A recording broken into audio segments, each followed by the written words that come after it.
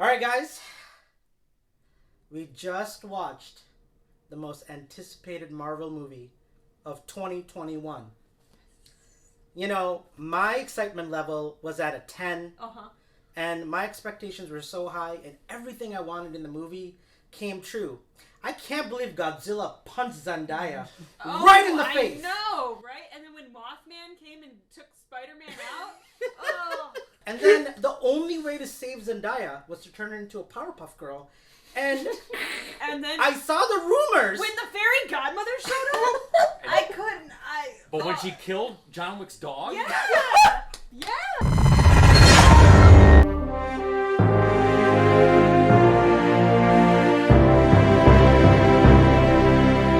Alright guys, welcome to Geek the Movies. We've been waiting for this movie, I feel like, since, I don't last even know. year this time, yeah. Yeah. Like since the last Spider-Man movie came out. Which was before the pandemic. It was probably about almost 2 years ago. That's true. Crazy. Yeah. I watched me and George's review of, because we did an Exit the Theater review 2 years ago. Oh, yeah. For Spider-Man, what was it called? Home, Sweet Home, Far From Home. Far From Home. Homeless. I don't know what it's called anymore. We were trying to predict what the next one would be called. Mine still was favored was Home Sweet Home, but Home Alone. Home Alone, yeah. Homebreaker. Homebreaker. We're at the end of the road when it comes to big movie releases for 2021, and I think we're going out with a bang with Spider-Man. Now, we can't talk too much about the movie because, like, 90%, as we were saying, is spoilers. So we will give you guys we'll talk about things that they introduced in the trailers, and then what it did with that, and we'll keep it very vague, but, you know, just know that 90% of this movie is not shown in trailers. There was a lot of cameos, a lot of surprises, really fun moments, I would say, very sad moments as well. Alright, so before we get into our review, we have our second guest reviewer. We had James a few months back. And this time, I have my good friend Chad, who I've known since we were teenagers. Yeah, I don't know. Middle school, high school? I'm not sure. Yeah, somewhere around there. Wow. I think we had one class together, maybe. Yeah, we definitely had a gym class together. I remember that. Was that the one where Dude, somebody called the cops? No, I don't think so. What? Okay, so I was in gym class. Sorry, hold on. This is going to be a weird one. No, you're right. You're right. So, all right, I think you're talking about the situation where someone called in a fake threat. Yes. And and our gym teacher did not tell us that the lockdown was going on at the time. Yep. And it was in 7th hour. Yep. And we were last hour. And we were at the pool. And, you know, so we're all waiting there with our bags, and we don't know that we're like in lockdown. It's 7th, about the We're day literally shivering. Yeah, and I remember being like, you know what? Screw this. I'm out. And I would turn down the hallway, and the janitor's trying to yell and trying to say something to me. I'm like, whatever. And as I turn the corner, and there's all Auburn Hills police officers. Where are you going? What are you doing? Wait, are you... Wait, for real? Yes, absolutely. Anamati actually told that story at our graduation. No way. Yeah, and they're like, oh no, he's not the guy or whatever, and they like shoved me in the office. I had to wait there or whatever. But like, you know, teachers didn't even tell me that we were like, you know, in lockdown. So. I can't even imagine coming around a hallway with police officers, guns on you. Yeah, but yeah. You almost died that day. Yeah, yes. But that's crazy. Yeah, no, I do remember that moment when that happened, and it was probably I mean, I kind of learned after, but I do know some girls knew and they were crying, and I was just like, why are you guys crying? Like, what's going on? Like, we're just trying to swim here, but, you know, I guess they figured it out. It's sad we can't leave on time, but, you know, that's about it. I'm sad this wasn't first hour. We could have lost the whole day. That would have been great. You know? That would have been nice. That was true. Yeah. But nope, it had to be 7th. Yeah. And so Avondale High School, I don't know if they still do this, but 7th hour was our last class. 7th class was our last class at the time. But anyways, Chad, you're here. So I got a bone to pick with you. Okay. Okay, so I listened to all of your podcasts. All right. And then when it ended, I was mad that it ended. Well... And this is why I'm saying this. Sorry, didn't mean to cut you off. No, do it. This is when you listen to Chad's podcast, it's like if Ron Swanson's voice had a baby with Morgan Freeman. Like, and then like that baby voice was born here, and that voice started talking. You have the most podcast voice I have ever heard on any podcast. And that's saying something. I listen to a lot of podcasts. Yes. Me too. I think that it's always hard to listen to yourself. I think that sometimes you're never like, it's always like, do I really sound like that? And I think you sound great, dude. Well, thank you.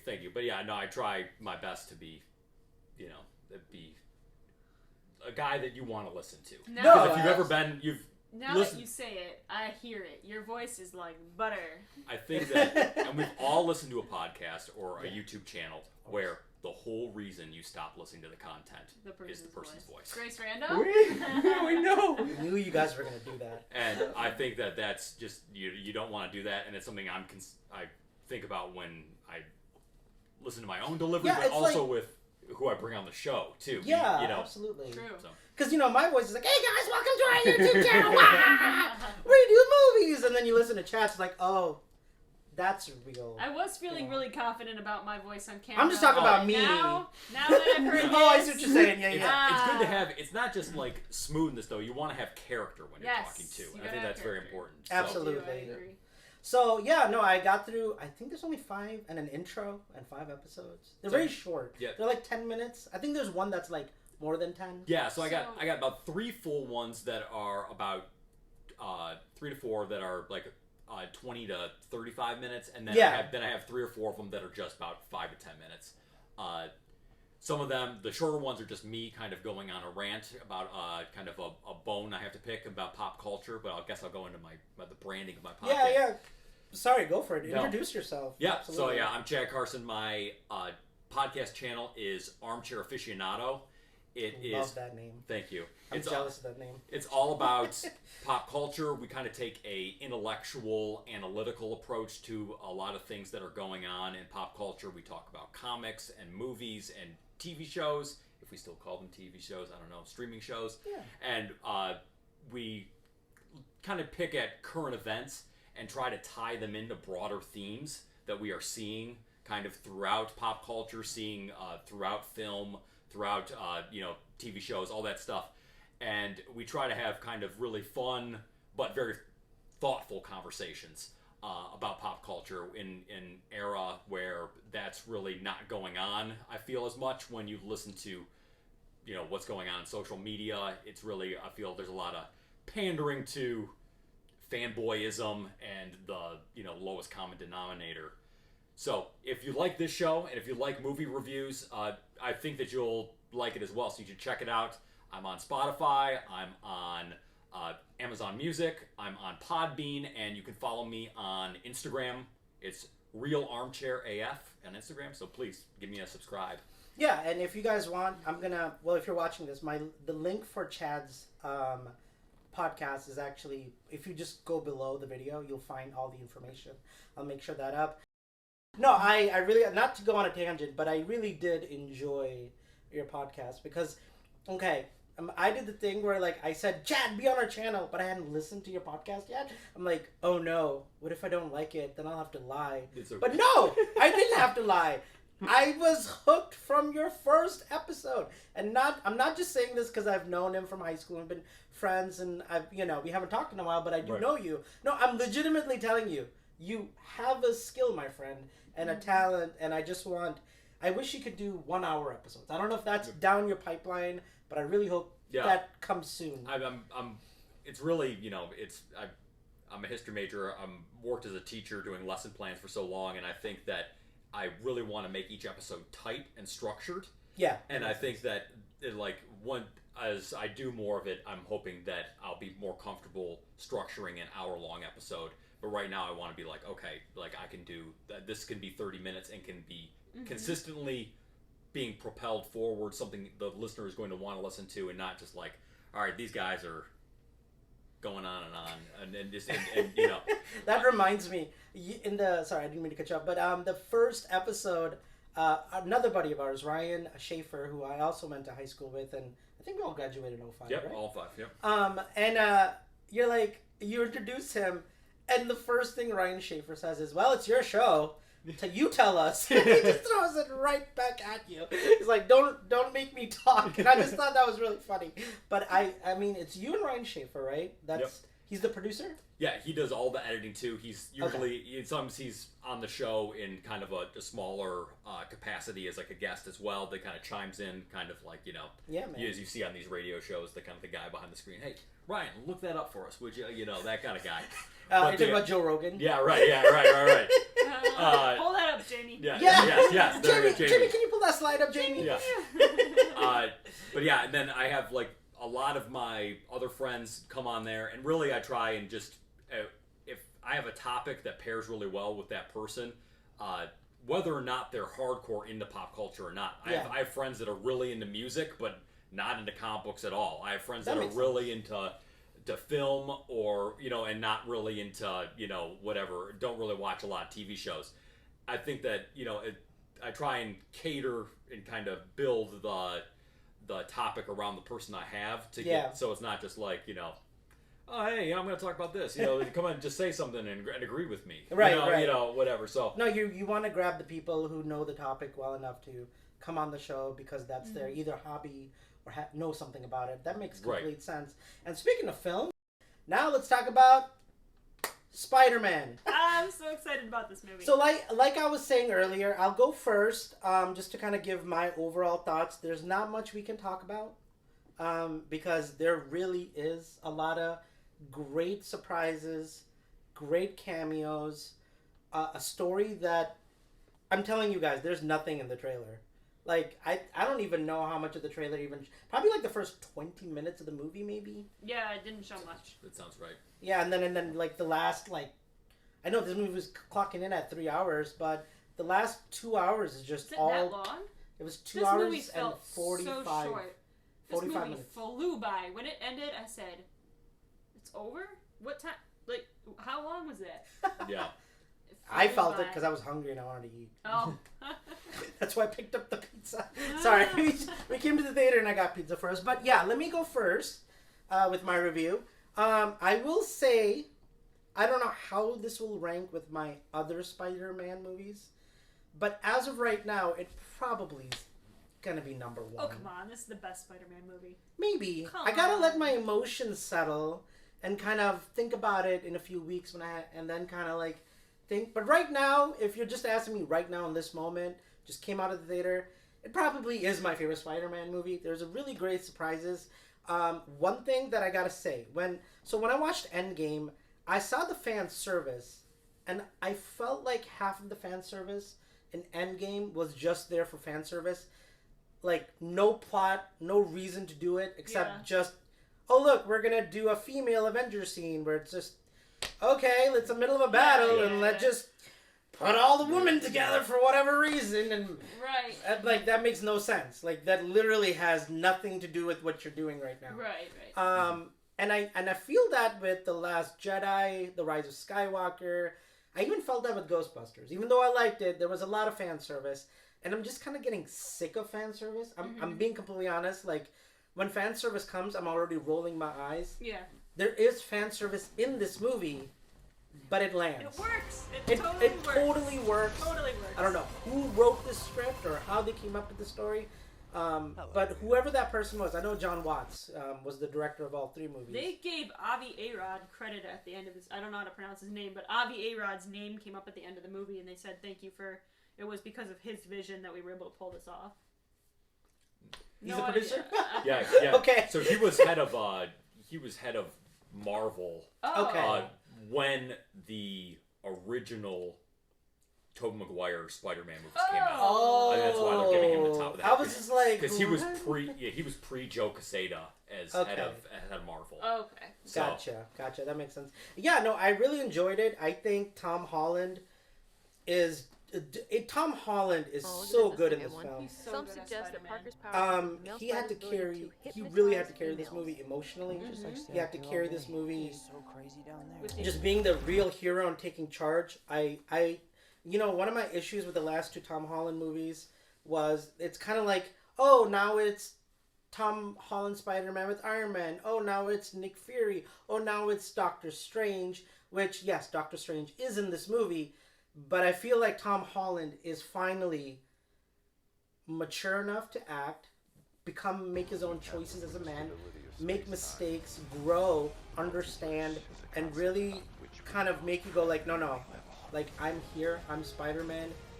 Like kind of starts out that way, but the way the movie ends is Tom Holland taking charge, and that's saying a lot for somebody who I didn't think could take charge in the last couple of movies. The other thing is William Dafoe is. I mean, if you've seen the trailer, you've seen William Dafoe as Green Goblin. So no spoilers there, No, but you just heard his laugh. That's all. Yeah, well, you know he was in the movie. Yeah. And William Dafoe is also carrying a lot of emotional weight for this film. He kind of... I'm shocked how much William Dafoe really is. Because from the trailer, I thought it was just going to be Doc Ock mostly. And it's very fascinating what they did with this storyline. I really enjoyed where the plot went without talking about what the plot went. It just works. Yeah. This movie works. I think, for me personally, probably the best Marvel movie I've seen since Infinity War. I didn't think Endgame didn't live up to the expectations of Infinity War. I still liked Endgame. I just think Infinity War was way better. And my other favorite... two other favorite, which George will agree with, is Doctor Strange, the first one. Yeah. Because you love that movie. Oh, yeah. And I do too. That's a good movie. And the last one is Winter Soldier, Captain America. My favorite. Love. Those are top 3 favorites. Like, this movie's landing somewhere just in the mix of those 3 movies for me. So I say, stop whatever you're doing. The hype is real. The spoilers are coming, guys. Like Doctor Strange says, don't wait for them. Don't wait for them, because Doctor Strange will tell you the spoilers are coming and I can't stop them. That's gonna happen the next 2 days. I swear to you, like, these spoilers are gonna be all over social media probably the end of this weekend. If you can get to your movie theater before you see spoilers. Before you see spoilers. I like it's crazy. Like, I was telling these guys when I was trying to buy tickets, we got the last seats, and this weekend, like, I was trying to get tickets for my wife and I. You bought these tickets weeks ago, too. No, I bought these tickets 1 hour after they dropped, and the seats were gone. Yeah. I couldn't get IMAX tickets because they were sold out all weekend. Yeah. Thank goodness, because I loved it in Dolby. You are a huge Dolby fan. That is true. But anyways, enough with my review. I can't wait to talk about more. Shannon, throwing it off to you for your review. This movie is incredibly ambitious, and for all the goals that it set for itself, it exceeded all of them and all my expectations, and this is definitely in my top 5 Marvel movies. Probably, maybe even my number 1 Marvel movie. I do really love Guardians of the Galaxy, though, and this movie doesn't have Chris Pratt in it, so that takes it down a little bit. But, Guardians of the Galaxy, super up there, and then I love the Spider-Man movies. I've loved all of the Spider-Man movies that have ever come out, and I can't believe how ambitious this movie is, how much they pack into it, how smooth all of it goes. There's no wasted time, there's no wasted lines. Everything has a purpose. Every joke lands. Every action scene works. Every emotional scene totally works. Go see it. Go see it in IMAX. Go see it in Dolby. Go see it in the theaters. Go see it when you can. Absolutely. So, George, you're up next. All right. So, going off what the trailer showed, I would have to say that I was. When I first heard about this movie, I was like, oh, great, another Spider-Man movie. But then, obviously, I heard Doctor Strange was going to be in it, and I'm like, okay, you got me interested. And then all these rumors were coming out about, there might be other characters from other Spider-Man movies coming into it, and I'm like, okay, now I'm definitely interested. When the trailer dropped, and you saw, Doc Ock in it, when I saw Doc Ock, that was enough. Like, I think the first time I saw this trailer in theaters with Doc Ock, I nearly jumped out of my seat. Yeah. So, needless to say, it lives up to that hype. Obviously, having Doc Ock in it is absolutely amazing, and his character in it is phenomenal. I gotta say, I mean, like, I remember watching, was it Spider-Man 2? with Doc Ock and Yeah. Tobey Maguire. Yeah. And like this movie was just phenomenal. Just, you know, being able to pull other characters like that into this movie and you know, build off of it. It was just amazing. And anything with Doctor Strange, Benedict Cumberbatch, oh my goodness. Like I can't get enough of watching Doctor Strange. I love his voice. I can hear him just Yes. talk. Yes, absolutely. Absolutely. And that's one of the best parts of it. I've watched the Doctor Strange movie I don't know how many times, and yeah, it's very spiritual for a Marvel movie. It That's is. what I love about Doctor Strange. It is. I mean, not like, what I was expecting from it at all. I mean, I guess you could sort of say something similar about like Eternals too, though. It gives you a different like philosophical outlook on things, and this movie had nothing to do with that, but I was like, I don't know how you're including Eternals in this, but go for it. But this movie was absolutely amazing. I would have to say, I think it was my favorite Spider-Man movie. Tom Holland, he did a phenomenal job. Oh yeah. In this, I would have to say, I think it's the best acting I've seen from Tom Holland. There was another movie of his though that I had seen Uncharted is a trailer out. for. Yes, Yeah. we saw the trailer for Uncharted Mm-hmm. while we really were good. in the theater for this, and yes, it was. I was excited about that simply because it's Uncharted, and I've watched all the video games. I know it sounds weird. video I've games. watched them. I haven't played them. So I played the first three, and I don't know. I can't say it. I'm just gonna go on a tangent. he doesn't like Tom Holland. So No, I do like Tom Holland. You do? Yeah, there's a scene in the trailer that was really good. That was just like the game I played. Oh. I don't need to. I saw a scene in the trailer that was just not like the game. Well, the plane scene. Oh The plane scene. The yeah, plane like scene. that Everybody scene knows. that is very similar to the openings of Uncharted games. Either you're falling off a train or a plane or something, and you have to do these weird maneuvers to. That particular one, I know it was supposed to be based off the one where he lands in the desert, though, and they were over the ocean. Yeah, no, they're just. I don't think. Well, they did say it's a prequel to Uncharted 1. So this is taking place when Sully isn't old yet, and he's still a high school kid. So we can't talk about this. So that means it's in between the start of Uncharted 4 and Uncharted 1. Yeah, something like that. Okay. We like. This we're is gonna gonna be yeah. Okay, that's complicated. That's something else. So back to Spider-Man. I would have to say there are some serious surprises in this. Can't wait for you guys to watch it.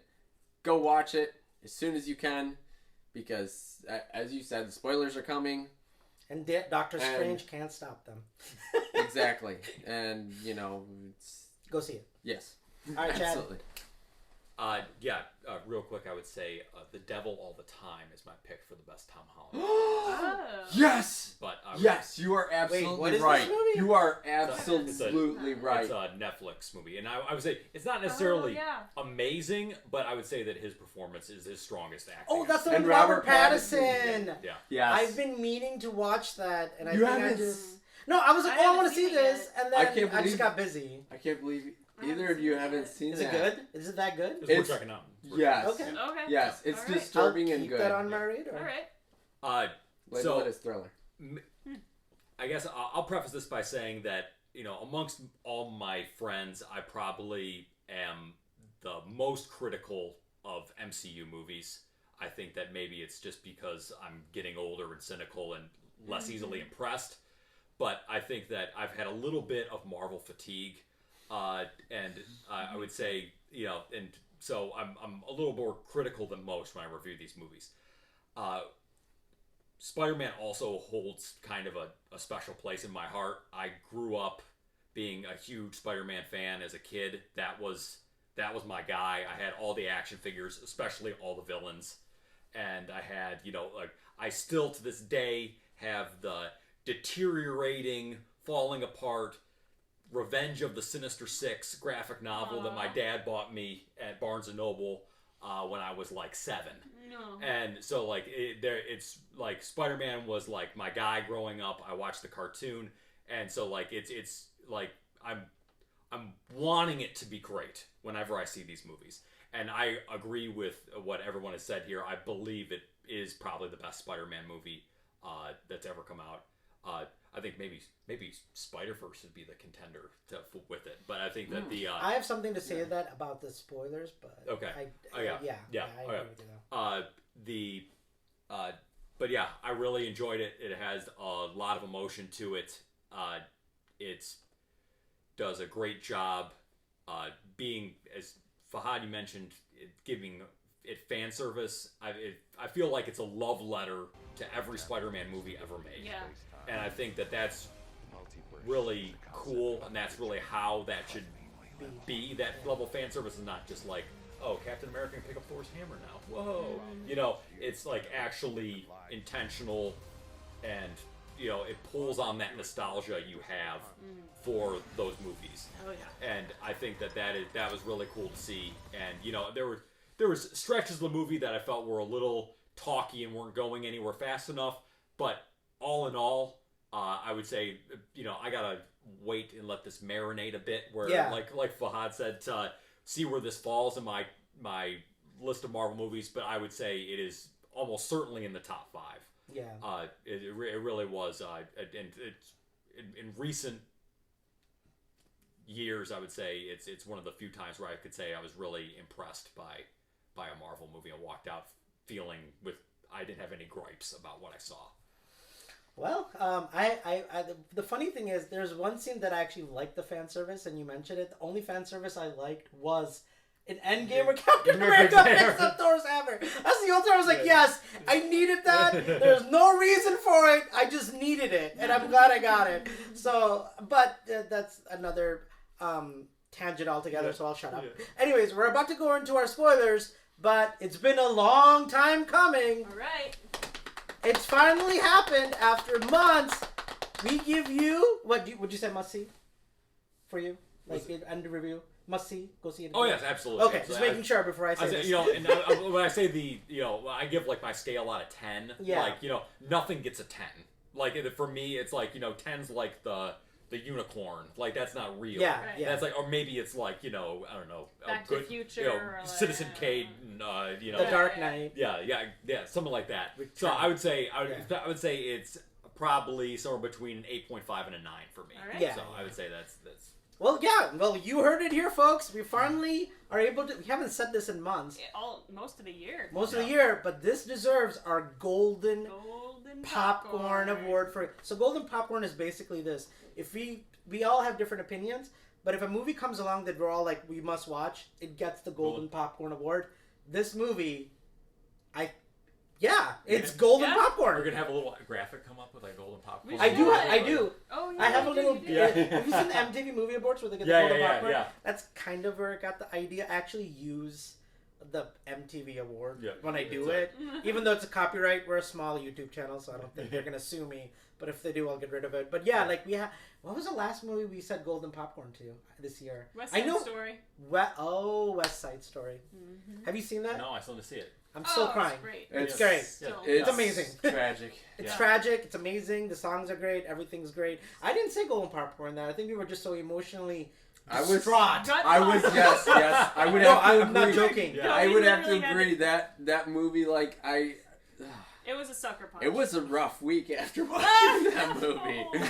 I'm not kidding. That was a rough week. We had to give George and Fahad like 30 minutes to just cool down before we could even start the camera after that. If West Side Story doesn't win Best Picture, something has gone terribly wrong. Yeah. I'll just put it that way. Yeah. But as much as I love Spider-Man. But now we are heading to our spoiler discussion. As you guys know, a spoiler discussion, pause it, come back later. Or if you don't care about spoilers, and you really should care about spoilers, please don't watch this with spoilers. Please go watch this movie and then listen to this part. But if you don't, you can keep watching it, I guess. But with our spoiler discussion, as you guys know, it's going to be a free-for-all. We just discuss. We sometimes argue. We laugh. It's just kind of all up in the air. I'll start us out first since I'm hosting. Oh my God. Okay, so I said this. I said this before this movie came out. If Andrew Garfield and Tobey Maguire show up in this movie, it's gonna make $200 million. Uh-huh. And everybody who emailed me and said I'm crazy, I don't care. It's a pandemic. I don't care. We're in after pandemic. I don't care. The coronavirus is still out there and people are worried. This movie, if anything has shown anything to me, I couldn't buy tickets for Endgame. Mm-hmm. That was pre-pandemic. Like, this sold out in the first hour. I had the same issue. This movie is gonna make $200+ million. Easily. And there's only been 3 movies that have done a $200 million domestic box office opening weekend. The Force Awakens, Infinity War, Endgame. That's it. Those are the only 3 movies that have made over $200 million at domestic box office opening weekend. And I'm telling you, if I was in casino in Las Vegas and you told me to put the money down, is this making... I'm doing it. Yeah. I'm doing it. I'm going all in. I'm putting in all my chips. Well, and I'm telling you, it's going to make 200. I have stock in AMC and I have stock in Disney. So come on, guys. Let's make some money. Let's make some money. Because, like, I can't believe we're living in a world where we got Andrew Garfield and Tobey Maguire. It's amazing. In an MCU movie. We were all like, I don't know if you read spoilers because I didn't. I just had my fingers crossed. I'm like, please just have it. And it's incredible. And even if it's just like they came swinging by for a minute at the very end, a cameo. that was enough for me. You still have our tallies of... I do. I was gonna. I'm going through it. I told you Venom would be in the movie. You were right. I knew it. All right. My goodness. So this is what we did. This is kind of funny. It's very nerdy, and I apologize how nerdy this is. No, but we took a tally of what are the chances, like who's gonna be in the movie. So and you can just kind of but for me it was Tom Hardy showing up. I had it under low 20%, and Tom Hardy actually showed up. Yeah, which I was really shocked by. Of course they did. I was like, there's no way they're going to have time to do that. Tom Hollands showed up in the end credit scene of Venom. Of course they're going to have him show up in this movie. That's the whole reason they had him in the end credit scene. That's true. And then, George, you said 0% Morbius and Tom Hardy showing up. Like 0%. No way. And then Shannon, you had it at 45%. Oh, okay. So technically we were. So the list is like 50%. 51% means more than likely they'll show up. So we basically lost all the money. If this was, I tried to bid higher, and you were saying no, he's not going to show up in this movie. Make it lower. Make it under 50%. I really didn't think they would have time. I knew they were going to have. No, you're right. Venom but we were all right. Morbius didn't show up. That's true. No, I don't even know who that is. He's the... Well, now you know who he is. Yeah, he's in some trailer, but I don't know who he is. Yeah, so Morbius did not show up. Michael Keaton showing up in this movie. I said 50% chance he would show up, and you guys agreed with me. No. And he didn't. He did not. I was kind of surprised. I was shocked about that too. But he's also Batman, but he was also the bad guy in the first... What was his name? Vulture? Yeah. I would have put... I would put 50-50 odds at Jake coming back as Mysterio too. But which did not happen. None of us even I was shocked. Daredevil. I was honestly shocked about that because there were some scenes with Doctor Strange. I'm like, this has to be Mysterio, but no. Yeah. Or Mephisto, whatever everybody keeps talking about online. I don't even know who that is. Yeah. Everyone's like, Mephisto! And I'm just like, I don't know who that is, but okay. I'll look into it. None of us guessed one of these cameos, though. No, we will get there. Don't worry. So, okay. So here's the big one. Andrew and Tobey showing up. Mine was 90%. I was convinced, even if they showed up for 10 seconds, they were going to be in the movie somehow. Yeah. So I put mine at 90. George, you were actually more conservative on that. You said 75%, but it's still pretty high. And Shannon also went 90%. Yeah. Not only were they in the movie, they were in half the freaking movie. It was amazing. Yeah. And it was great, yeah. That's what. Did you have a prediction at all? Yeah, I kind of anticipated that they were going to show up in kind of like an action sequence and kind of like save the day or something like that. That was my anticipation. Like I definitely envisioned I'm like, oh man, this is going to be so cool seeing all 3 of them together fighting, because like it's so rare that it's like. I remember, I think the first time I ever saw Spider-Man in a movie feel like this guy is moving and acting and whatever, like Spider-Man was actually in Amazing Spider-Man 2. Oh, really? When he's in like the silo fighting Green Goblin, and I was like, oh, that like send like shivers down my spine. I was like, that's so cool. That's exactly like what a live action Spider-Man would look like, not just like in some of the Tobey Maguire. Yeah.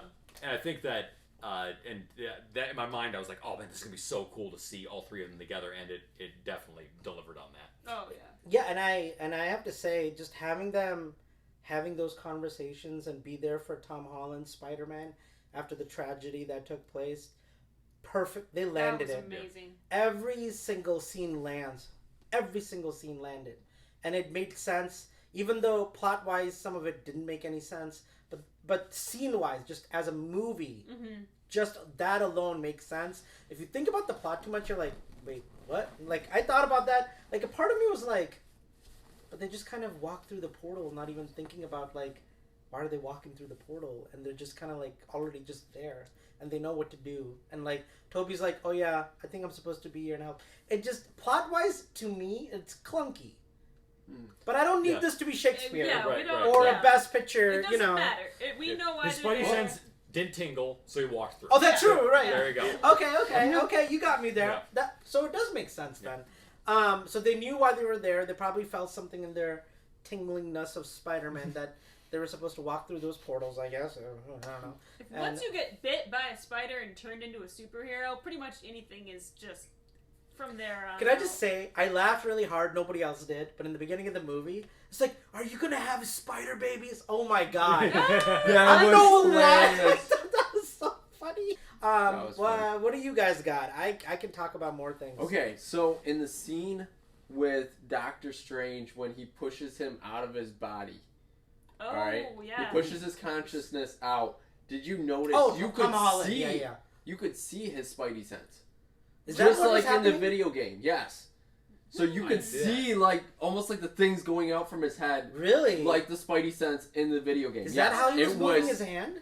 Well, no, that part he was just like they didn't really explain that. Yeah, even Doctor Strange was like, how are you doing this?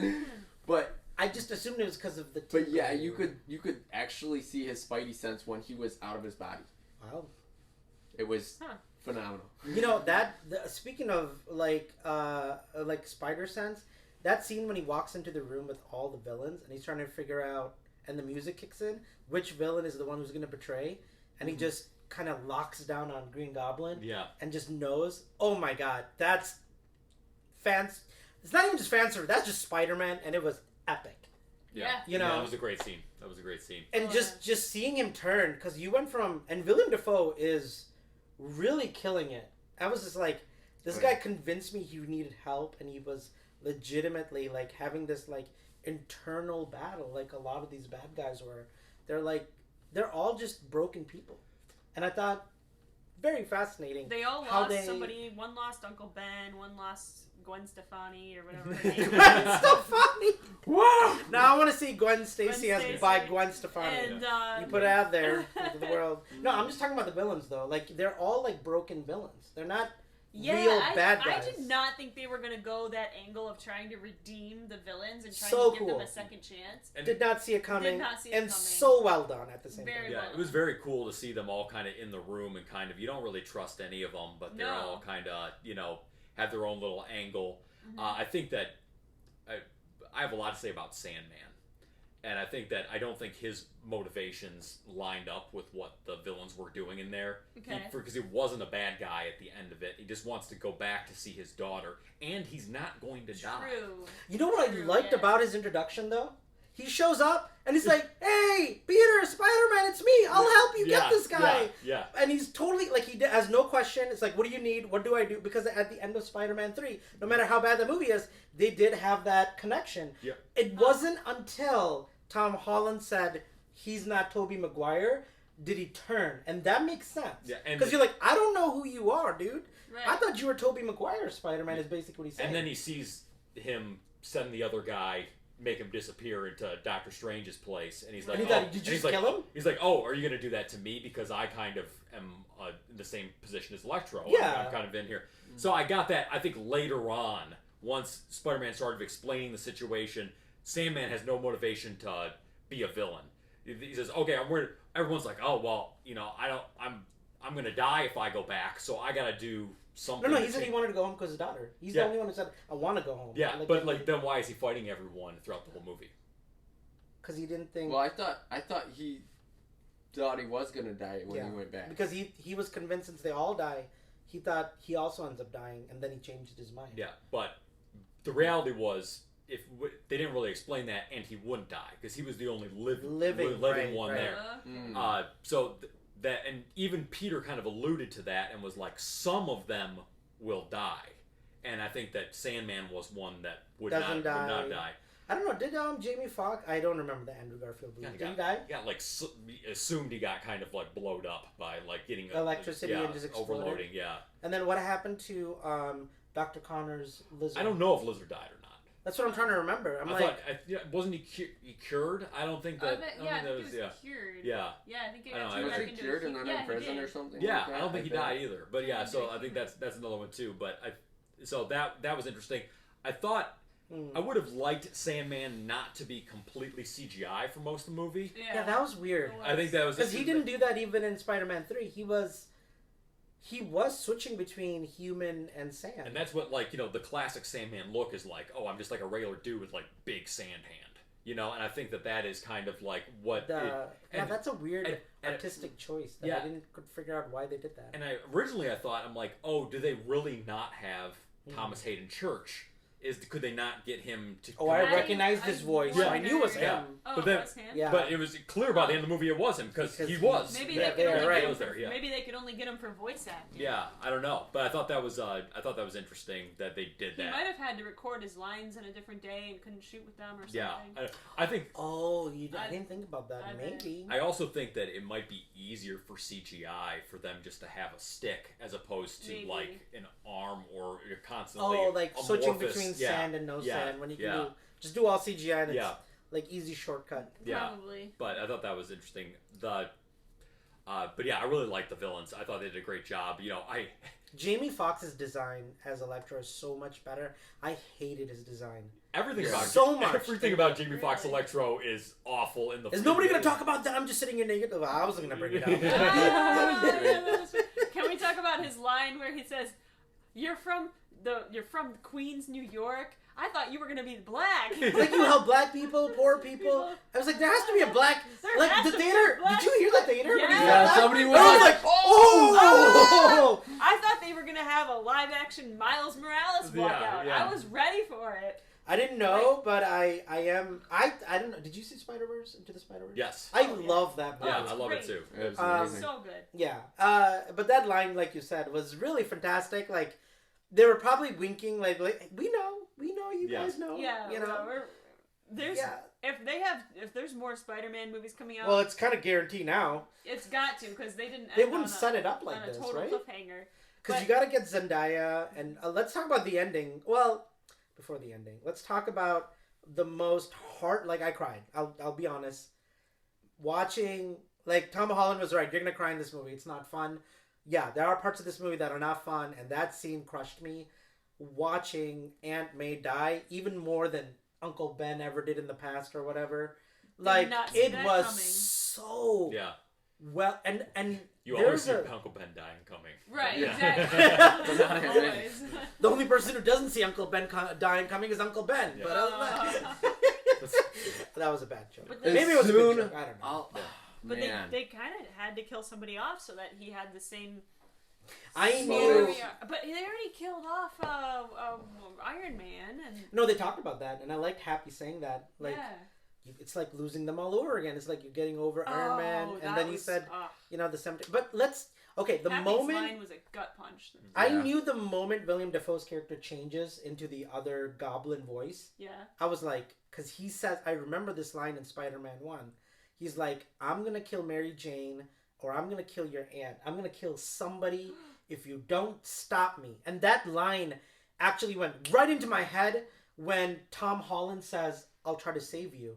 And he's like, no. And Doctor Strange, I was like, Doctor Strange is right. You can't save him. And there's so many weird, things happening at the same time where he goes full Goblin, and you see Peter just punching him in the face, and he's just smiling, like that dark Something essence. I wanted to bring up also was the fact he didn't get any damage to his face during that. That he smiled. He's like, "This is all you got, kid." He was looking at him like literally but he was no, stronger. no cuts or anything. Well, that was in Spider-Man 1. I Green did not Goblin know was that. superhuman like Captain America. Huh. Not at that level, maybe, but Yeah. the serum that Well, I mean, that he was better used- than what Captain America could have handled. So yeah, he was better than Captain America. Yeah, because he was just like Tom Holland was trying like all of his might just knock William Dafoe out in that apartment, and he's just smiling. He's like, "You got nothing, kid. Like you can't even punch me out right now." And I'm like, either I was like, okay, who's gonna die? Is it gonna be Mary Jane? Or is it going to be Aunt May? Or is it going to be Happy? Or is it going to be like Doc Ock or somebody? I'm like, who is he killing? Because there's no way the scene is not ending with somebody dying. Right. And then I was like, and then I saw the blades behind the glass door floating, kind of like Spider-Man 1. Yeah. But, Tobey Maguire jumps out of the way, Yeah. and the blades kill William Dafoe, but Aunt May can't do that, and she doesn't, she takes that blast full on. Yeah. And right after that scene, I'm like, they messed up because there's no way she should be standing right now, not dying. I was so confused. Yeah. And then I realized, oh, she's bleeding to death. And they hold, like, MCU doesn't really hold. They'll just jump to the next joke, not to make it too emotional or dark. But they hold that scene with Tom Holland and Aunt May, like a good 3 minutes. Yeah. And I thought at first that she just had a concussion because like she was acting like she had a concussion. Oh, I knew in that moment she was dead. Mentioned that she hit her head, and I'm just like So what? she has a concussion? Yeah, and I'm just like, what's going on here? Like it took me a while. I honestly didn't realize until like he pulled his hand out and there was blood on it. I didn't realize that that's how she was dying. Yeah, because the blades like full blast hit her, and she must have gotten stabbed in that moment. And truthfully, like the physics of it, I know it's a superhero movie, but like it didn't even need to have blades to hit for a glider to come flying in and just hit her in the back like that. She would have been, she'd have been toast. Like that's true. You probably need the blades for Spider-Man, but for a regular human, you're just dead. Right? You're right. So like that was I was feeling the same way you were, where I was like, kind of like puzzled when she starts getting up and talking to him. I'm like, oh, that was all? That was it? And I was like, that's weird. Yeah. And then, but they did it brilliantly. Like I felt every emotion. Like I just looking at Tom Holland's face while she's slowly dissipating and like losing life. A lot like, I remember that scene with Tony Stark, like where he's slowly. It's like, Mr. Stark? Mr. Stark? So, now how come he didn't get Aunt May back after they reversed everything? Because everything still happened. The only thing that changed was... Nobody knew who Peter was. Just so the universe and the multiverse but wouldn't that doesn't mean the collapse on... never came and nobody ever fought and they never killed Aunt May? No, because the first spell wasn't still in play. That spell, like Doctor Strange said, he thought he prevented anybody from coming in because he did kind of box it in, whatever spell he was using, whatever that box was, but he didn't get rid of the spell. He still casted it. He was just hoping he could contain it, and he obviously didn't. And that was the issue. And Doctor Strange was right to say that's their fate, but if I don't let them go back, something worse is going to come. And you saw that happen at the end, where basically it looked like, I don't know who you saw, but when the multiverse like portals started opening up, you saw some people you recognized trying to come through. Yeah. Can you talk about that? Because I didn't see it. Yeah, so like I said, I when the movie ended, I told Fahad right off the bat, that is the scene I want to watch again. Like pause it. But yeah, and be like, and I can see, this, whatever, like, I pull out my Marvel encyclopedia, like, and because I've like totally know everyone down to the D-list Spider-Man villains for sure. But there was Kraven the Hunter. Definitely saw prominently. Wow. A version of Rhino that was not the Paul The Rhino from Andre. Okay. Yeah, that was more of the classic in the rubber suit, big Rhino. Okay. And I was curious as to what the other villains were. Obviously, some were far more detailed, and others were a little more amorphous. But I would definitely like to check that out again because I love all the tips of the hat to all the different. Yeah, no, there was a lot going on. Spider-Man mythos there. Yeah. Yeah, and I feel like definitely we were definitely missing something, and I think that was very interesting. And then I think just having that moment where Tom Holland says, "You got to erase everybody's memory. You got to stick to the plan." He's like making the call. He's making that mature leadership. They need to make more Tom Holland movies after this. I don't know. He's finally stepping on his own, and I think I did hear. God, who's the executive producer of Marvel Studios? What's his name? Kevin Feige? Yeah. Kevin Feige said that Spider-Man will lead the Avengers. And I'm like, obviously. That's where it needs to go. Okay. Because Tony's gone, Captain America's gone, Hawkeye, I don't know what they're going to do with him. But, basically, who's left? Hulk? He's the youngest one, too. But there has to be somebody young. Because, the older Avengers... Black Panther's gone. Black Panther's gone. Scarlet, yeah. Right. I honestly, Really gone. Scarlet. I honestly thought it was going to be Captain Falcon, but I guess not. Oh. He's just kind of disappeared now. Well, I think him and the Winter Soldier went off to family vacation and they never came back. back. What about Thor? What about Star-Lord? What about Thor? Star-Lord's they're traveling. Yeah. They're finishing it off. I think Guardians will be finished after the last movie. I know. I thought Spider-Man would be finished after this movie, but who knows? Maybe they won't. I guess I was wrong about that too. So it's all about who they bring in. I think they got a problem with. I think they have a charisma problem with the Avengers. I think that Captain Marvel, Brie Larson has no charisma. None at all. I think Falcon doesn't have any charisma. I do love Brie Larson though, but you're right. I think that movie. She's not a good Marvel character. Yeah, you aren't emotionally invested in, especially with coming on the heels of Tony Stark. Yeah, it's just that's this huge personality that really brought so much to it. And yes, and even Steve Rogers had a different kind. I love Chris Evans. Yeah, as Captain America. Why isn't he leading it? Is he dead? Well, yeah, you saw it in game. He went back into his time and got old. He's like 100 years old or whatever. Right. You didn't actually see him die, but it's kind of implied. What about Thor? So Thor's still out there, and I guess Thor just signed a 6-picture deal with Marvel. So he's like, until you tell me. Anywhere. No, he said, he's like, if you want me to be like Hugh Jackman and play this character for 3 decades, I'll work out for 3 decades. I'll make $3 billion just to keep making movies. Yeah, but I do know he signed either a 3-film deal or 6. I don't even know. I know Spider-Man's coming back for sure. You can't. I think they were setting. If I'm being honest, I do think Chadwick Boseman, Black Panther, was gonna eventually lead. Yeah, it makes the most sense. It would. Yeah. But everything with him passing away, it can't. And nobody's going to accept another actor, so... Spider-Man would be a great leader. Tom Holland would be a good leader. This movie proves... He's just young, but... I mean, hey, you trapped Doctor Strange in his own mirror universe. I mean, what else? Yeah, if that was your pretty test... strong. Yeah. Pretty much nailed it. That was cool. That was very Spider-Man. Geometry. Yeah. I was like, okay, he's using science like the other Spider-Man. Tom Holland has not used science once, and he was working with science with Tony Stark, for goodness sakes, and he never did anything scientific. I'm like, what are you guys doing with Tom Holland's Spider-Man? It doesn't even make any sense to me. I do think they need to bring in a new property that really hits. I'm hoping that will be Fantastic Four. Oh, yeah. I think that the tone of the Fantastic Four fits very well with what the MCU has kind of established. And I think Fantastic Four, though, is a franchise that has not once been good, though. I mean, doesn't that excite you, though? Not really. The chance to nail it? If they could do it, but I mean, it's MCU. I'm such an old school Stanley Jack Kirby guy. I want it to be good. Isn't it John Krasinski's going to be one of the Fantastic Four? They asked Emily Blunt, his wife, and John Krasinski. It's official that they turned it down, or they never actually asked him. I love both of them, but I don't know if they'd be good superheroes. I can say that Krasinski didn't say.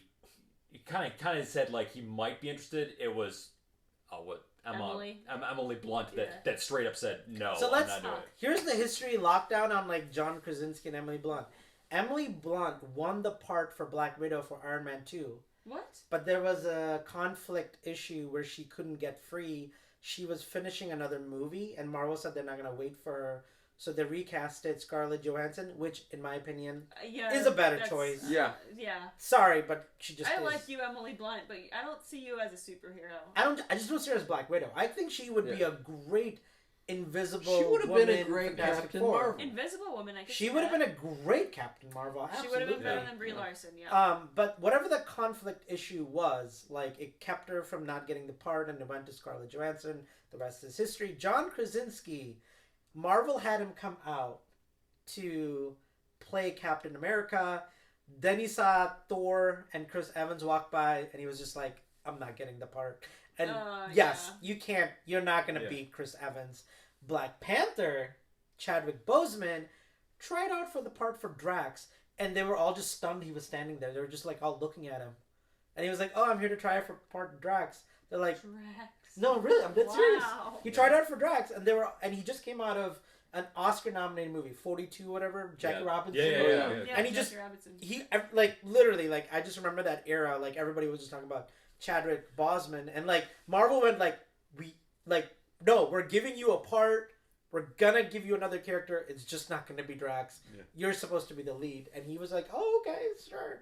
So that's all that. I don't know what they're gonna do with Fantastic Four, but I can see Emily Blunt and John Krasinski as Invisible Woman and Stretch Man, whatever he's called. Mr. Fantastic. Fantastic, yeah. I think his character hasn't really been. I think a lot of the Fantastic Four has not been done correctly, but I think there's great opportunities for them to do a lot with that because it hasn't been done well. Right. I think that is despite the fact that they had Michael B. Jordan and he's still in it. Yeah. Well, I think that was the worst of them all, probably. Yeah, I think that, sadly. I think that just in general, the too many creative license taken in that, and that turned into a film that no longer had the spirit or the tone of the source material. Mm-hmm. And I think that's why I say Fantastic Four blends so well with the current tone of the MCU. Yeah. And I think that it's not like the X-Men, where all of a sudden you have to create this massive plot element that's connected to everything in order to introduce them. The Fantastic Four can easily exist in what they've already established. And that's true. And I think the idea of everyone talks about like the family, the Fantastic Four being a family and all that stuff. I love the idea of the blatant celebrity of the Fantastic Four. Okay. And that is interesting. I think that's something that you can play into. What do you mean by that? So like they are like a public entity. They have like an office and a building and a headquarters that and kind of like how the Avengers do. Oh, I see what you're saying. But they have they talk to like the press and they talk to them and there's like cameras on them all the time. They're like their day-to-day life, like real world. You're right. I do. Okay. Oh yeah. Okay. And I think that's what I like. And people don't like. I remember reading one of my favorite graphic novels is Marvels by Alex Ross, or he does the art at least. And they show the scene of kind of like a on the street view of humans watching Galactus come, and this is like this huge, cosmic threat, and they're like, the Fantastic Four is here, everything's gonna be okay. Well, Fantastic Four power level way below the Avengers, the X-Men, any of the other guys. Right. But the idea that they are so famous, they are so. This is, and everyone said this is the top shelf crap right here. Yeah. This is these guys coming up, and I think that's really cool element that they haven't really explored, especially with the kind of bizarre place celebrity is in our current culture. I think there's some cool things they can do with that, and I don't know. I love the Thing. I think that'd be fun to see them do that in a non-corny way. Did you see Eternals by chance? I did not. Okay, so I won't spoil that for you. But there's a scene that you're saying where Galactic shows up. Yeah. Like in Eternals, and it's just like everybody's just looking at the sky, and there's like this giant face that looks like the size of the moon. Yeah. And you're like, what are they gonna do? Like if like a freaking, I mean, they're God. Yeah. Like Galactus is basically like a god, or Eternals. What are they called? Celestials? They're basically Celestials, gods. Yeah. So they're like basically gods. That'd be really cool to see like them put I mean, I think Celestials and Galactus are kind of very similar, aren't they, in the comics? Yeah, Create life and planets or whatever have you, and destroy and eat planets at the same time. I don't know. I feel like it's all kind of connected somehow. Yeah, I really like. I don't know. I think it'd be fun to do like the Mole Man and have like big mole monster come out of the ground, even though they Incredibles did it. Like Incredibles did. Yeah. I mean, the Underminer was probably better than anything they could have done. Underminer. Oh my god, that's gonna be stuck in my head now. But no, it was great. All right, let's talk about it. Final note: Andrew Garfield, in my opinion, was the best of. Tobey Maguire just looked like a wise old man, kind of like a fatherly figure. Oh, yes, I am Spider. Oh, my bad. Oh, wait, can we talk about the funniest line in this movie? Tobey Maguire is in his street clothes, and Andrew Garfield goes, "So what, you just gonna go fight dressed up like a cool youth pastor?" The guy behind me just lost it. I was that dude was, I mean, that line. Maybe he was a cool youth pastor. That line was, and the other one was like, Tobey Maguire telling, it's like, I've just kind of been in a rut, and, you know, I'm just, you know, hey, look, don't talk to yourself like that. You're amazing! Oh my goodness. Everybody lost it at that point. We gotta work on, I'm lame. You gotta work on your self-talk. There was one line I really wanted to hear. Okay. I really wanted somebody to say, like, you know, I'm feeling kind of down. I'm having, like, a bad week. And I really wanted Tobey Maguire to say, don't worry, I went through an emo phase, too. That would be good. I did love the fact that they had, you know what? I'm something of a scientist myself. Those lines, that was so good, because he says that in Spider-Man. Yeah. And I also love, like, because you remember in Spider-Man 2 when Tobey falls and breaks his back? Yes. Oh, yeah. And then the funny thing about that is, if you look it up, he did this movie. Tobey Maguire did this movie with horses, where he played a famous horse. Seabiscuit. Seabiscuit. Oh yeah. So what happened during that movie was, he got done playing Spider-Man 1. He did Seabiscuit and actually got a really terrible injury. Oh. He fell off a horse, and for a while it was very touch and go. He didn't think he could come back and do. They thought he needed severe surgery, but thankfully he didn't. But they casted Jake Gyllenhaal to play Peter Parker. You're kidding. Only because the injury looked as bad as it did after Seabiscuit. Was he gonna be like a stunt double? Like only have him? No. Jake Gyllenhaal was gonna take over the role. I actually just watched an interview with Howard Stern where Jake talks about. Taylor does he? Swift. Okay. Yeah. Taylor Swift would have hated that. Yeah. What is with Taylor Swift? I don't even want to know. I don't care enough. You can tell us on your podcast. Maybe then I'll listen. All right. Maybe none. Just none. But then I think he went into surgery, and I guess Sam Raimi, the director, and all them were just kind of waiting to see, and it went well. He was fine. It wasn't as bad as they thought, and he got back, and they actually put that scene in there in Spider-Man 2 where he falls. I'm back, because there's a scene where he uses his powers, and then he tries to swing, but then he loses it again and he falls on a car. He's like, my back. And then they kind of bring this back into this. They're just kind of playing that line, and I love Andrew Garfield's like, you want me to pop that for you? Yeah. And he's like, actually, yeah, I would.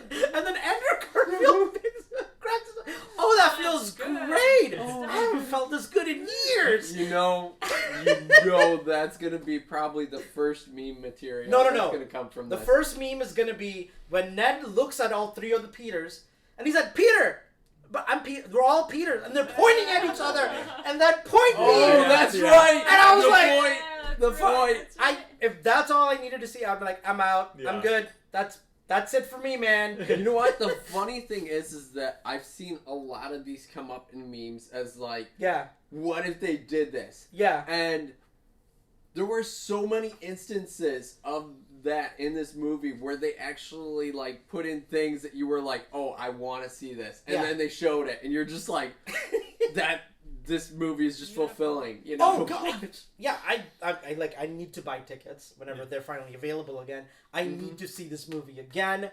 I really do love this movie. I don't know there's been a better Marvel movie for me personally since Infinity War. Infinity War was just you got Guardians in there, Thor chilling with Star-Lord. You had just all like to Iron Man fighting and arguing with Doctor Strange.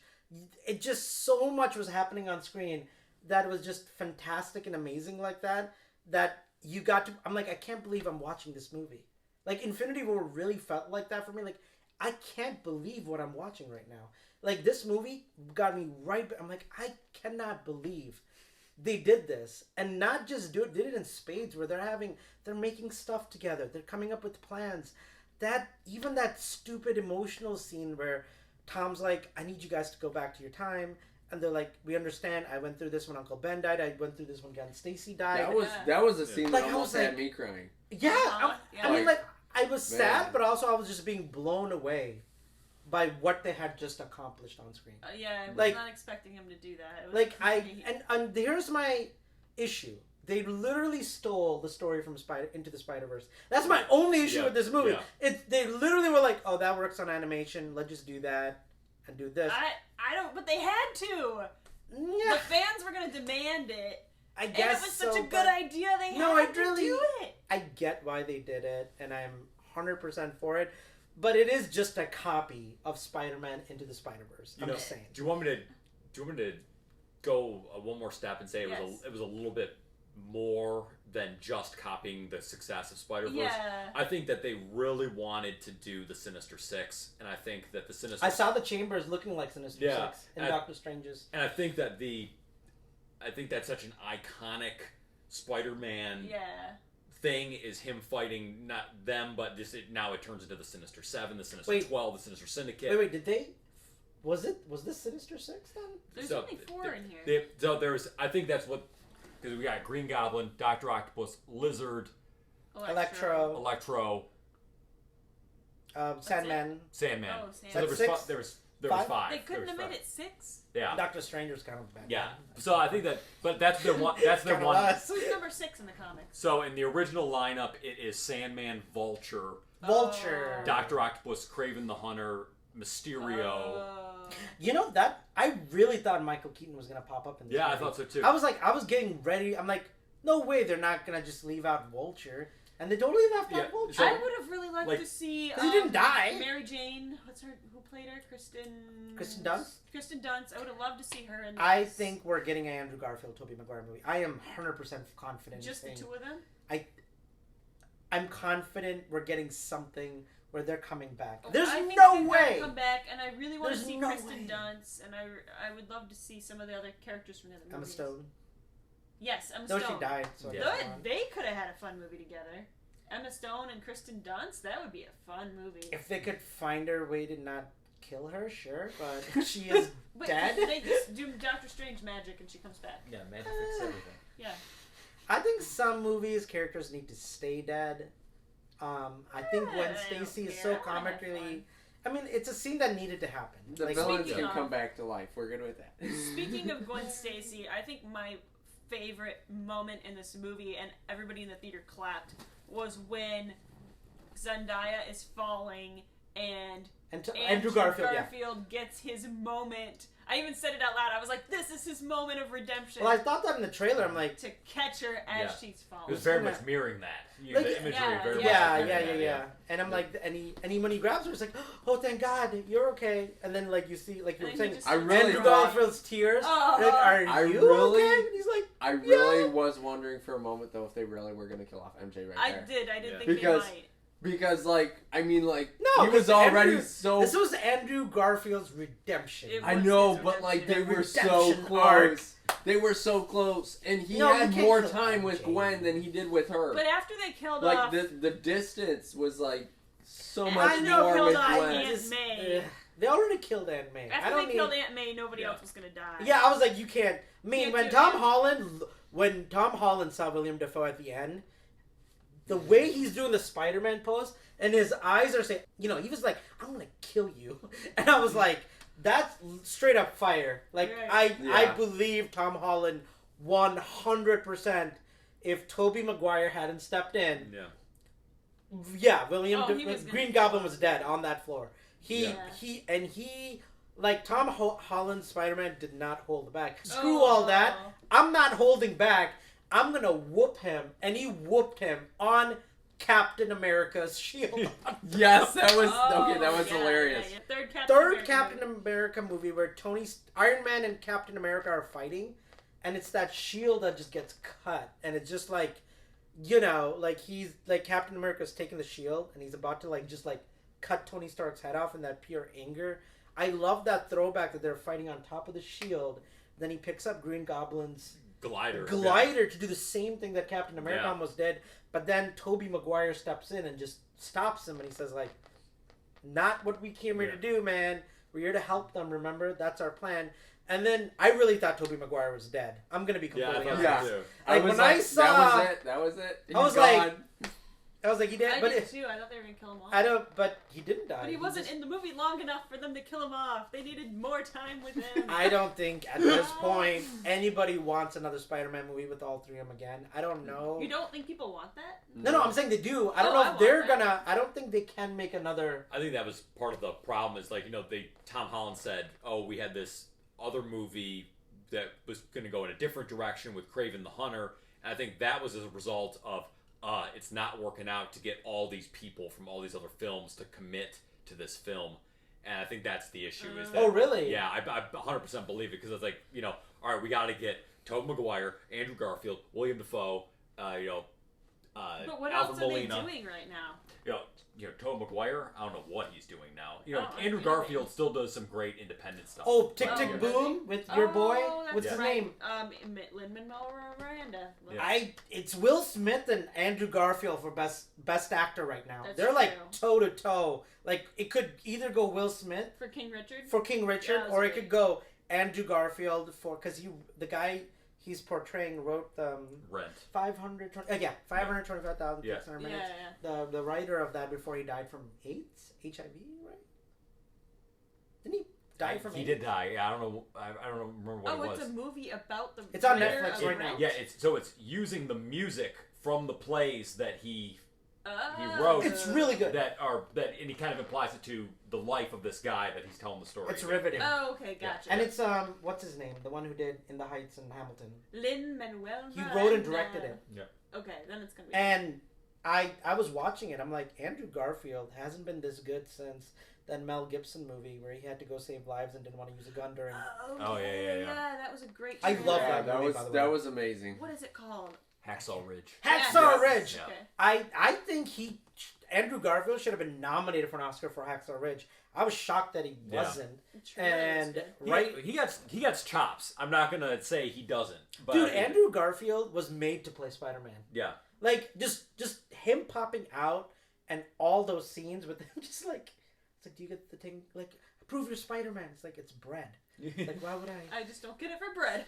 It's why would I jump? But I think Tom Holland was born to play Spider-Man too, and I mean Tobey Maguire is the one I grew up with, so he is Spider-Man to me. They're all great. If you think about it, Tom Holland sees Andrew Garfield as an older brother, and he sees Tobey Maguire as a dad. Yeah, figure. yeah. Don't you think so? Yeah. Isn't that what they were kind of going for? I think that you kind of mentioned how Tobey Maguire kind of seemed like, oh, he's so old, and so it's yeah.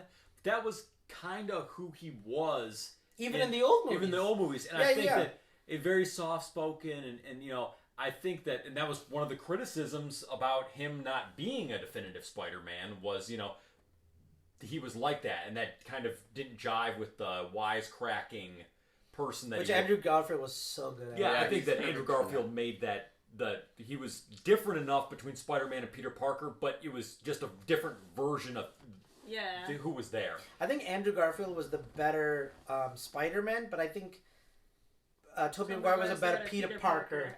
Because his Peter Parker was he's a nerd. You would never think. Andrew Garfield looks so good. He's a good-looking guy, so you're nobody's buying he's a nerd and girls wouldn't like him. No. I'm sorry. It's it's just not true. You're I'm a girl and I like him, so... No, I'm just saying, they purposely would keep his, mask off just so people could just look at Andrew Garfield good looking. Right. They try to make him kind of like a skater guy, so, but it's So see you later, boy. But that Tobey Maguire kiss upside down in the rain is iconic. No, it is. The reason I love those movies is because I bought into Tobey Maguire as Peter Parker. Maybe not Spider-Man as much, but definitely Peter Oh, Parker. yeah. And Mary Jane was so great as his girlfriend and his love interest. You brought up something way earlier. Were the comics or early 90s, was he in high school? No, all right. So, and I brought this up to Fahad earlier, and why Andrew Garfield is my definitive Spider-Man is that as a child of the 90s, and talking about my relationship with Spider-Man growing up as a young kid, my exposure to Spider-Man was defined by the 90s animated TV show. Okay. And in the 90s animated TV show, a lot of it is is almost an identical recreation of classic Spider-Man issues, but Spider-Man doesn't start in high school. Spider-Man is already in college by the time that has started, and he's dealing with very adult issues. He goes on, real dates. He has a real job. He's already a photographer for the Daily Bugle. He's not like working his way up or anything like that, or he's established as an adult. Okay. Right. And in the comic books, once again, the Spider-Man comic books started in the 60s, and this is the 90s. At this point, Spider-Man's pushing like 30. He's married already when I start reading the comic books, and the 90s were, I'll say a fun time for Spider-Man comics. It was very, the Marvel comics in the 90s were kind of off the wall. Oh, really? But it was, it was very over the top, and there was kind of like how characters Well, everything in the 90s had to be extreme. Right, exactly. And that axe really was everywhere. Like everything was extreme, or you had the Leaf Field or whatever, where like all the X-Men guys have like patches and bandanas everywhere, belts go all over. Yes.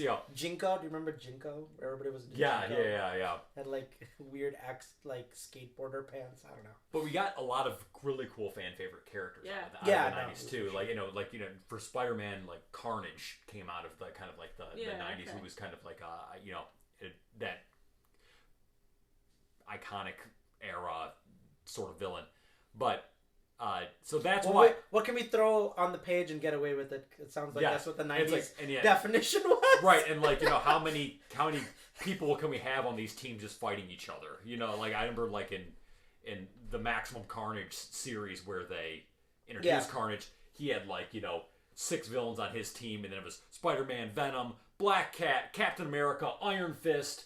I'm still waiting for Blackcat, and I'm shocked we still haven't gotten it. Oh yeah, just to be a total smoke show. That's like the only. Didn't they set up Felicity Huffman in I remember this in Amazing Spider-Man 2. They showed Felicity Huffman, and they said her name like they were going to introduce her in Amazing Spider-Man 3 as Blackcat. Yeah. Because she was working as a secretary for Oscorp. Oh. Yeah. So in Amazing Spider-Man 2, okay. It was kind of like I think the plan was Gwen dies, Felicity becomes Blackcat, and there's this like Andrew Garfield Spider-Man, Batman Catwoman thing that happens, which sounded so good. I was like, I'm ready for this, and they're like, do you think they'll actually greenlight that now that this movie's coming out? I hope so, because I want to see Blackcat on screen. Like, she's I don't think we've ever seen her on screen. No. Not even once. No. I mean, Anne Hathaway even got the job to play Blackcat at the end of Spider-Man 3. They said they casted Anne Hathaway to play Blackcat in Spider-Man 4 and Sam Raimi's. That's right. That got canceled. Yeah. They rebooted it. Then they said they casted Felicity Huffman. Not Huffman, Felicity. She's the chick from Rogue One. Her first name's Felicity. Star Wars Rogue One. What's her name? I don't remember. Felicity something. Not Huffman. Huffman's another actress I just realized. Which is ironic because the character Blackcat plays is named Felicia. Oh, really? It's very similar, yeah. Whoever that chick is from Star Wars Rogue One movie, that standalone movie, they had the main actress who was. They casted her to come back as Blackcat. I know I'm going to sound misogynist, but none of these options sound hot enough from what I'm seeing. Dark Knight Rises is not as good of a movie as it is the first 2 Batman movies, of course. I really enjoyed Anne Hathaway as Catwoman. I was shocked how good. I mean, when you go from Halle Berry, you're just going up. But the point is, she was pretty darn good as Catwoman. I think the Dark Knight Rises was a very well-made bad movie. I I've always felt that way about it. And I think that I don't enjoy it. I think it's so. I don't think people recognize how far of a drop it is because it's so well made. Last thing, so I guess Tom Holland's memory's been erased.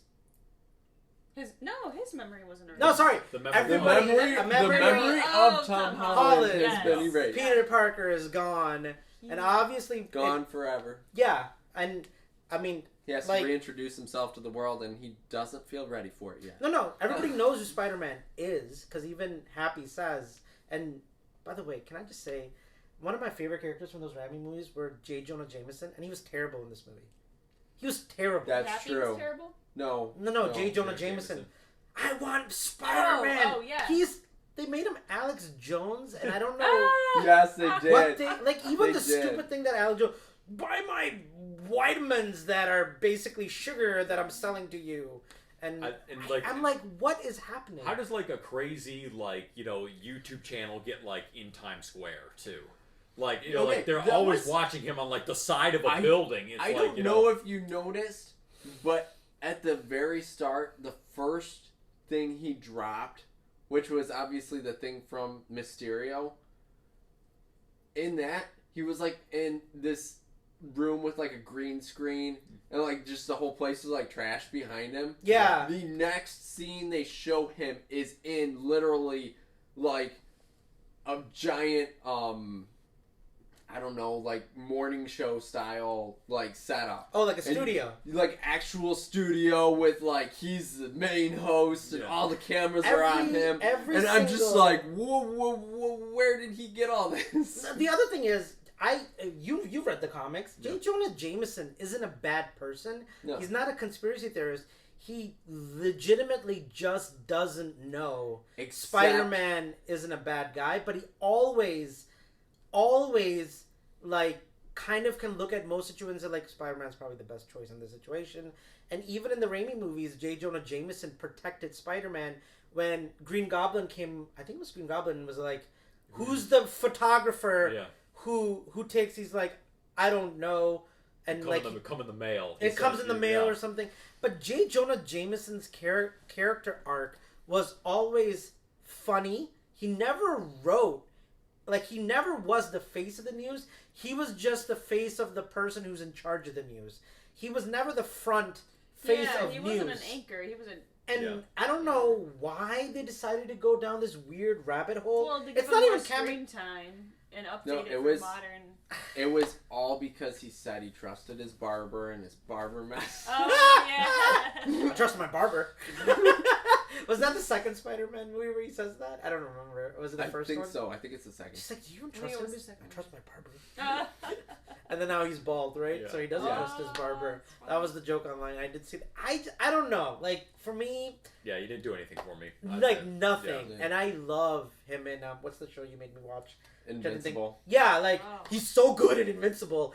Yes. He's so good at J. Jonah voice Jameson. acting, it's amazing. Have you seen Invincible? Oh, yeah, it's amazing. It's it's one of my favorite shows out there right now. Oh, yeah. I was blown away by how good that show was. It's not a perfect show by any stretch, and it has tons of plot holes. I just loved it. Yeah. But that's a whole nother... Yep. Okay, so we have the ending. Everybody's memory of Peter Parker being Spider-Man that he loves is erased. And is the ending hinting that he sees Zendaya's cut on her forehead from the Band-Aid wasn't there when he walked in, and he stopped. No, he was. The hair was covering it. Oh, the hair was covering it, or whatever.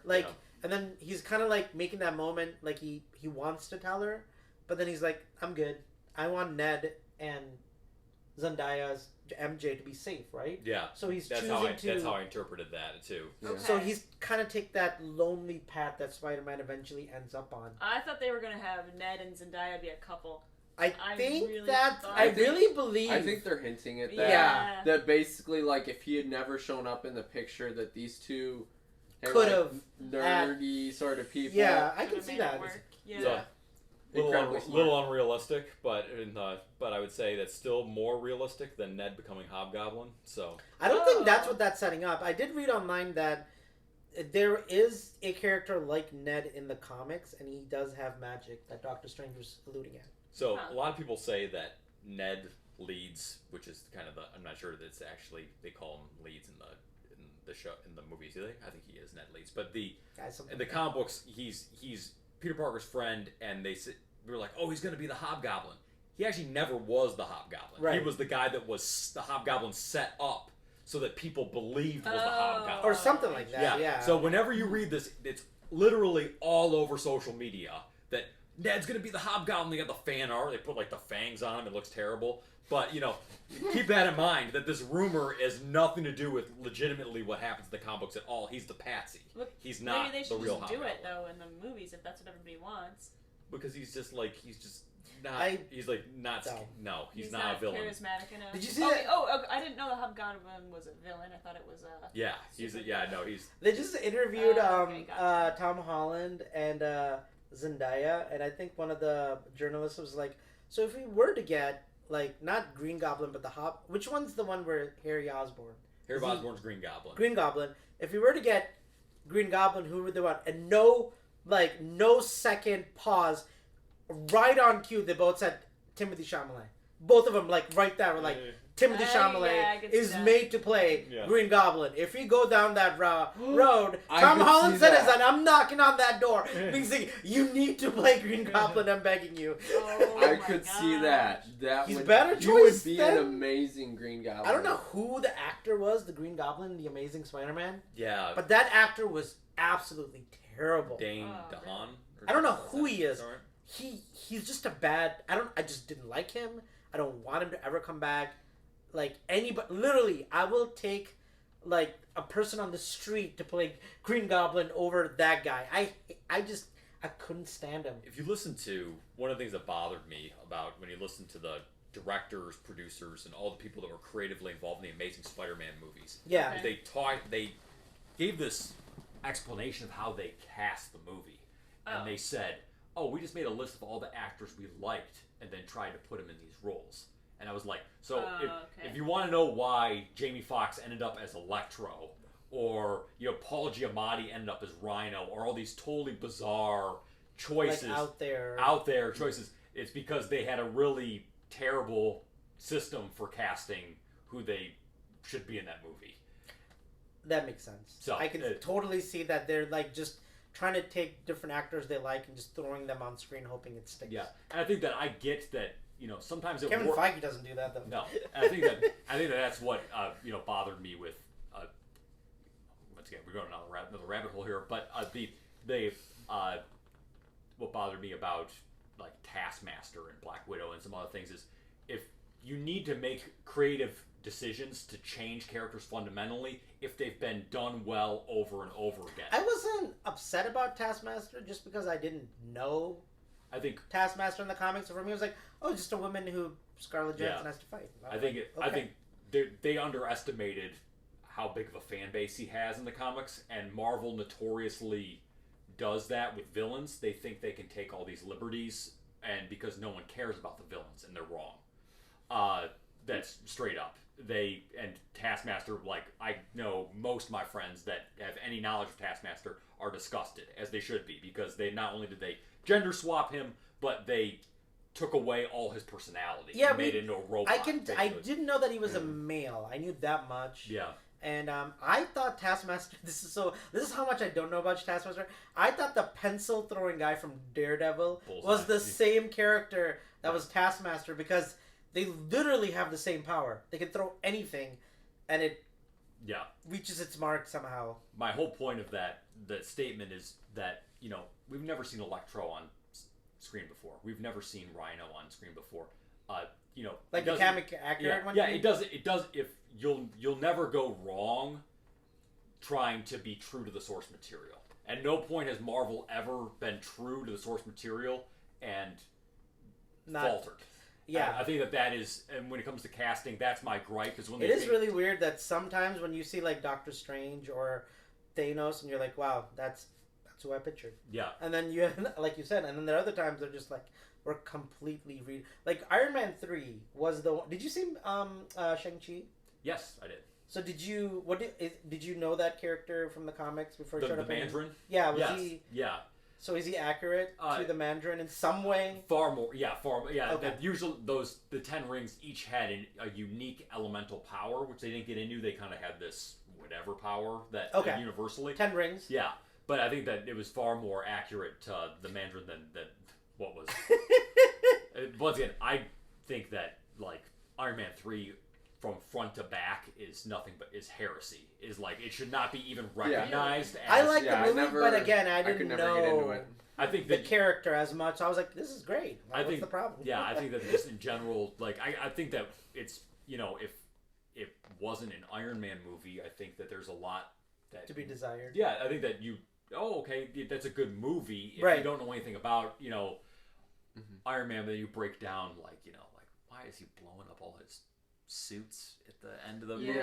Why is he not in a suit for most of the movie? Why is he? And he also lied about the suits because he told Infinity War he was like, "Yeah, I didn't blow up the suits." He's like, "No, I still have the suits. I knew there was a threat coming in, like because Iron Man knew the threat was coming. It's like it's happening. It's finally here. It's happening." But yeah, that was weird that they just randomly decided to show him blowing up suits for no reason. I was like, okay, that's crazy. Daredevil's back. Yep. I thought that was done. That was amazing. That's the one you were talking about. Oh, that I can talk about like cameos and theories and who can go up. Seeing Matt Murdock as like first I was like, oh, they just have him as a lawyer. He's not actually. Yeah. They're like, no, here's a brick. He's gonna stop that brick. No. He's fucking Daredevil. I was able to notice it as soon as he had. First off, he had the red tinted glasses. Okay. All right. And then second, as soon as I saw his cane, I'm like, he's blind. That's Daredevil. I'm like, and it's Charlie Cox. Yeah. Daredevil too. The guy 2 seats down was screaming. He was like, "Let's go!" he was just like losing his mind. I think when Andrew Garfield showed up is when I lost it. I remember I was out of my chair. You were. Because I was like, I'm at that point where we're like halfway mark. It's been like an hour. I'm like, there's no way. Like I'm giving on hope of Andrew. I didn't know this movie was 3 hours, but I knew they were gonna be in there. You for sure. They had to be. Yeah, well, I was glad it was Andrew Garfield before Tobey Maguire. It was There's no reason that Tobey Maguire was amazing. I thought they would have brought Tobey out first. He's the original. I know, but Andrew Garfield has that. Like that persona that he like when you see it, I just smiled. I'm like, I love just seeing him on screen and his lines. It's like, you want me to stick? It's like, can you go get the cobweb? Throwing bread at him. Like everything they did was like, you don't bring Tobey Maguire. It's like low. You go low from and because Tobey Maguire was never charismatic or like you were saying like. Out there, but like so now Daredevil and like now Hawkeye. There's of course, as we know, like there's more Daredevil stuff happening. If you get to it, I hope you do because it's amazing. I think Hawkeye is right now my favorite Marvel show. Yeah. Besides Loki. Yeah, I'm hesitant to judge it because listen, without seeing the final episode. That's what I'm saying. Right now, as of right now, 6th episode could take a giant dump on all this and just ruin it. Because I can tell you what happened with Winter Soldier and Falcon was I loved the first 4 episodes. Oh my gosh. And then we decided to kill all the momentum and just fix Granddad's boat for an hour. Are you serious? It was like the worst. Yeah, it was. Yeah, but you needed that moment where the Winter Soldier and Falcon kind of. You need that moment to like just them to kind of build that. They never started off on good terms. They were both kind of like, no, I'm friends with Captain. No, I'm friends with Captain America. The opportunity, because like the show, that's the reason I actually liked that episode, which is funny that you say you didn't, because like they start off so rocky. It was the momentum.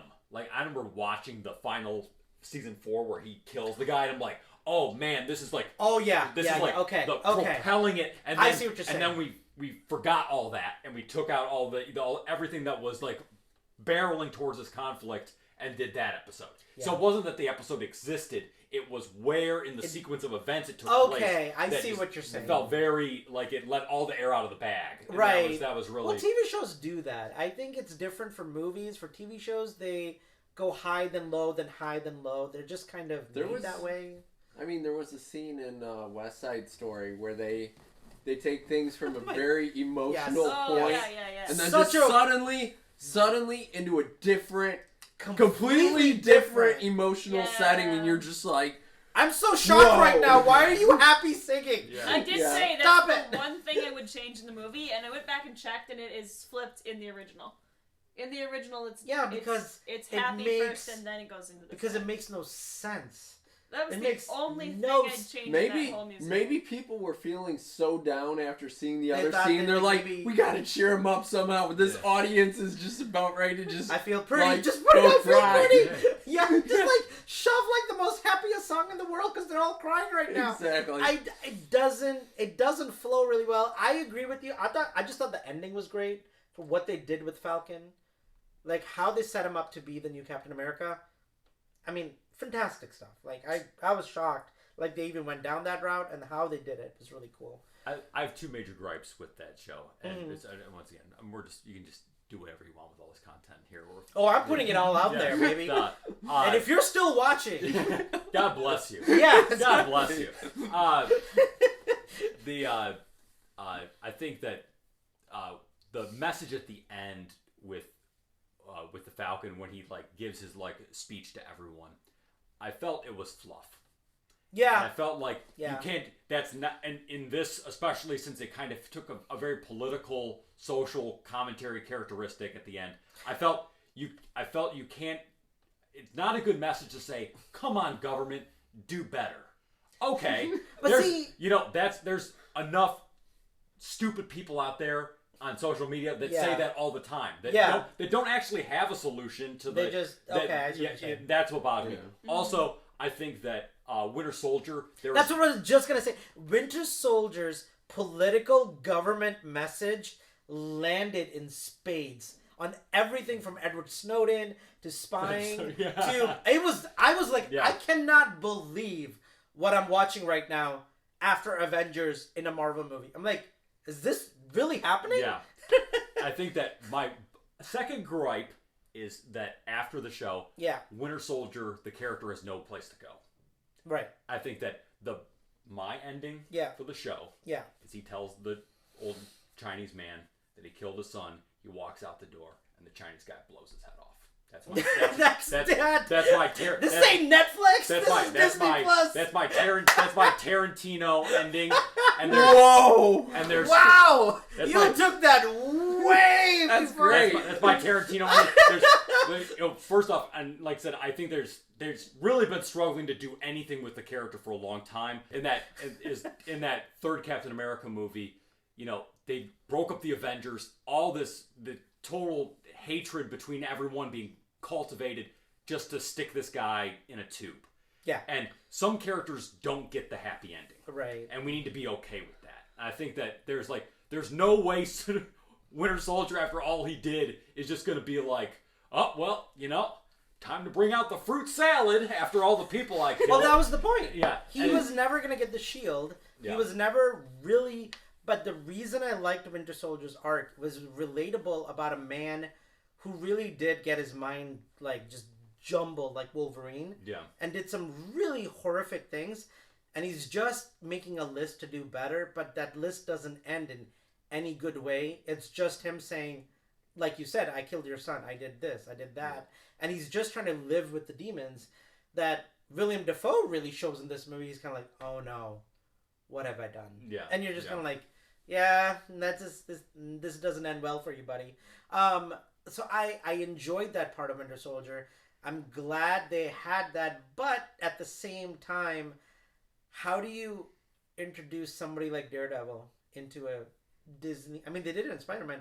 You really can't bring a show what Daredevil set up, or Punisher. There's no way Punisher is getting a 4th season on Disney Plus for all the bloodshed and chaos and like not even R-rated, like NC-17 level bloodbath that the Punisher. Yeah. Like, you know the guy from that you like from Prince Caspian?